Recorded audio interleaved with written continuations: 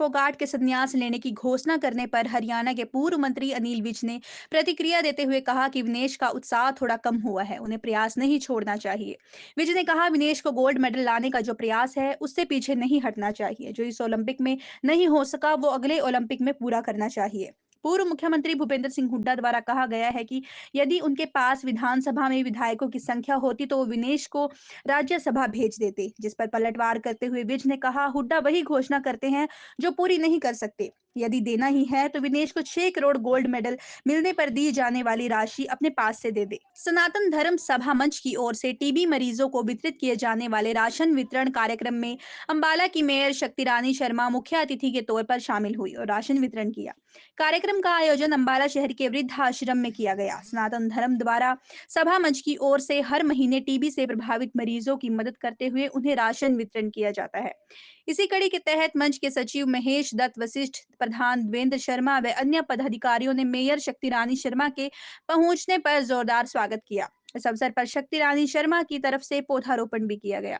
Media से बात करते हुए शक्ति रानी शर्मा ने कहा कि मंच द्वारा किए जा रहे कार्यों की सराहना की और साथ ही उन्होंने कहा कि जो लोग उनका विरोध कर रहे हैं तो वह निंदनीय है। साथ ही ट्री गार्ड पर लगाए जाने वाले पोस्टरों को लेकर शक्ति रानी शर्मा ने कहा कि यह गलत है और इससे सुंदरता खराब होती है। साथ ही शक्ति रानी शर्मा द्वारा मंच की ओर से किए जा रहे राशन वितरण कार्यक्रम की जमकर तारीफ की। ऐसा है, हुड्डा जी की एक आदत बन गई है, वो वही घोषणाएं करते हैं जो वो पूरी नहीं कर सकते। उनका पिछला सारा रिकॉर्ड देख लो, उनको पता है कि उनकी संख्या नहीं है तो वही चीज वो देने की बात करते हैं। हमेशा यही बात करते हैं जो वो नहीं दे सकते हैं।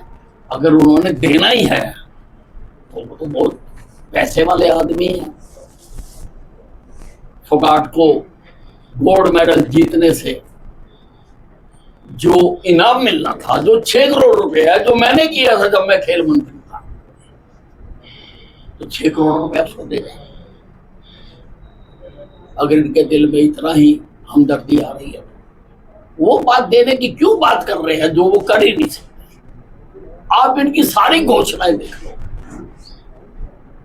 वही हैं, वही घोषणा करते हैं जिसको जो पूरा नहीं कर सकते। ऐसा होता है कि अब वो बिल्कुल गोल्ड मेडल के नजदीक थी, परंतु उनका वेट ज्यादा होने के कारण उनको वहां से जो वो नहीं प्राप्त कर पाई, वो थोड़ी सी उत्साह उनका कम हुआ है। लेकिन मैं उनको कहना चाहूंगा कि उनको अपने प्रयास नहीं छोड़ने चाहिए। मुझे आज एक बचपन में पढ़ी हुई इंग्लिश की कविता याद आ रही है, king Bruce and the spider. एक किंग ब्रूस था, उसने हमला किया, वो हार गया, आग एक गुफा में छुप गया।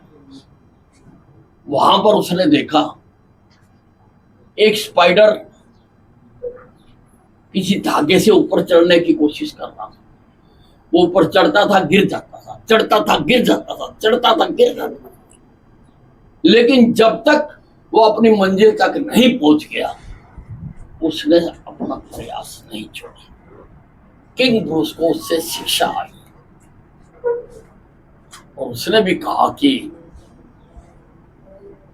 आखिरी दम तक प्रयास करना चाहिए। वो गुफा से बाहर निकला और उसने अपनी विरोधी सेना पर हमला किया और वो जीत गया। बांग्लादेश को लेकर ट्वीट जो है वो आपने किया है, क्या कुछ? दुर्भाग्य की बात है, इस देश के प्रजातंत्र में जन्म लेने वाले कुछ नेता हिंदुस्तान में भी बांग्लादेश जैसी घटना होने की बात कर रहे हैं। ये वो लोग हैं जिनका देश के प्रजातंत्र में बिल्कुल भी विश्वास नहीं है।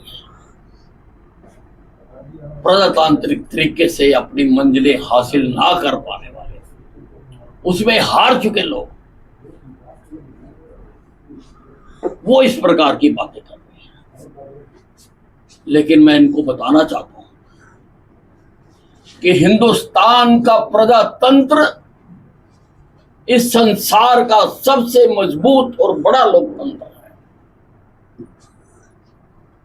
इस लोकतंत्र में क्षमता है अपनी रक्षा करने की। ये अपनी रक्षा खुद कर सकता है और इन लोगों के, इन नेताओं के, जो ये लोगों को भड़काने की, दंगे कराने की, उकसाने की कोशिशें कर रहे हैं, उसमें ये कभी कामयाब नहीं होंगे। और हिंदुस्तान का बच्चा बच्चा इस लोकतंत्र के लिए, इस लोकतंत्र के बचाव के लिए अपने प्राण न्यौछावर कर देगा, लेकिन इस देश के लोकतंत्र पर कोई आंच नहीं आने देगा। विनेश फोगाट को भी अपनी जो लड़ाई है गोल्ड मेडल लेने की, जो प्रयास है, उससे पीछे नहीं हटना चाहिए, उस पर लगातार लगना चाहिए। और इस ओलंपिक में जो नहीं हो सका, अगले ओलंपिक में हिंदुस्तान की जनता उनसे जो उम्मीद कर रही है वो गोल्ड मेडल लाकर देना चाहिए।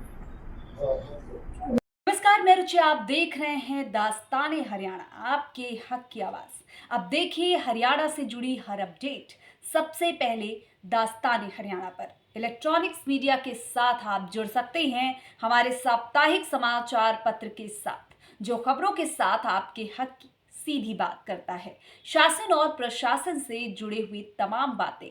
अब देखिए दास्ताने हरियाणा के साथ।